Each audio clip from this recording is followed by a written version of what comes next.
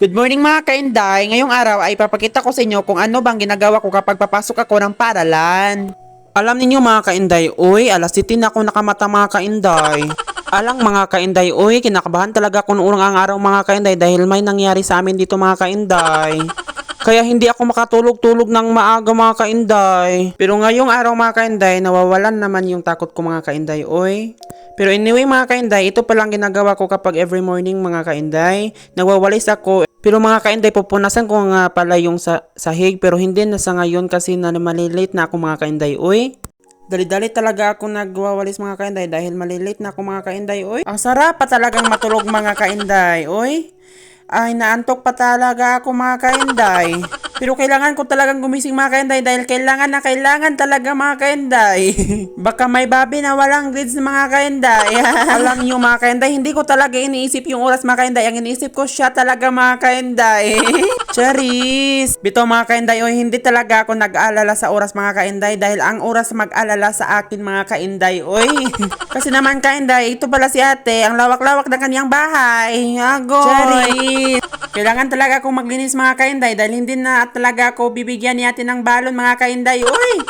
Baka mga kainday, naglalakad na lang ako padulong ng eskwelahan mga kainday. Alam niyo mga kainday, naninigurado lang ako mga kainday, baka pupunta siya dito ng biglaan mga kainday, oy. Baka pagdating niya dito sa bahay mga kainday, ang kalat-kalat ng bahay mga kainday. Baka pag uwi ko galing paaralan mga kainday, nagulat na lang talaga ako inday dahil si ate nakatayo na sa git. Cherry! Day, alisa day, naunsa ni day? Bitaw mga kainday, oy, hindi talaga ganyan si ate mga kainday. Anyway mga kainday, ito pala yung mga aso namin mga kainday. Alam niyo mga kainday, ang unique ng mga pangalan ng dalawang aso na ito. Ito pala si Igat at si Burikat, yung dalawang asong brown. At ito naman si Nathan, yung naka-white. So ganyan talaga sila mga kainday. Ang kukulit palagi mga kainday. Pero anyway mga kainday, binabasa ko talaga yung sahig mga kainday dahil ang abog-abog mga kainday. So ito pala yung aming ikalawang CR. So muna siya, may ikalawang CR. Alam nyo guys, maraming bisita si ate guys kapag darating ang Pasko or may occasion man. Ang daming bisita at dito sila. Dito sila. So ayan, kina-check ko na yung bahay kung malinis na ba dahil baka pupunta si ate naman dito. Ayan yan. So ayan.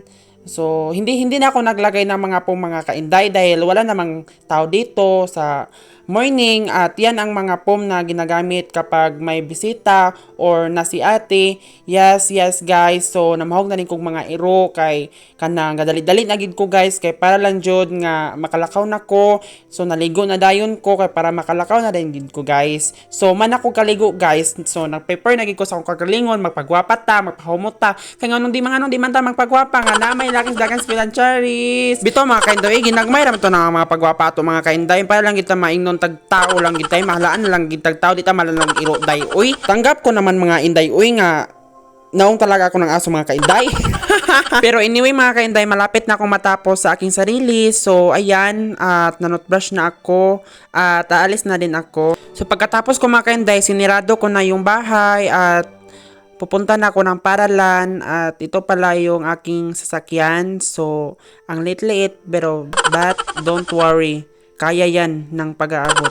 So guys, thank you so much for watching. Thank you. Bye-bye. Love you.